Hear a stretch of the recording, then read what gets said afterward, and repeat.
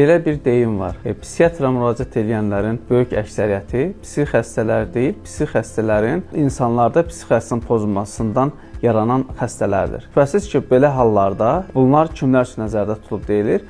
Bunlar narsizm və şəxsiyyət pozuntuları üçün nəzərdə tutulur. Bir narsist özünü həmişə hamıdan üstün tutar, hamıdan özünü dəyərli hesab eləyər, hamıdan özünü daha yaxşı hiss eləyər. Ətrafdakıları elə düşünür ki, ətrafdakılar onlar üçün işləməlidirlər, onlardan asılı olmalıdırlar. Narsistin yaxınlarının, yəni ünsiyyətdə olduqları şəxsləri narsistlərin qurbanları kimi götürmək olar. Və heç vaxt istəməz ki, bir narsist şəxs digər öz qurbanları, yaxud da ki, öz ünsiyyətdə olduğu şəxs digər insanlarla əlaqə qursunlar, ünsiyyət yaratsınlar. Bəlkə sizlərin də bir çoxunuz eşitmisiniz, bir sıra sözlərdən istifadə edirlər. Biz ikimiz bunun öhdəsindən gələcəyik, başqa şəxslər lazım deyil və bunu öz qurbanını belə desək, ətrafdakılardan, sosial ünsiyyətdən çəkinirlər, təzyiq edirlər.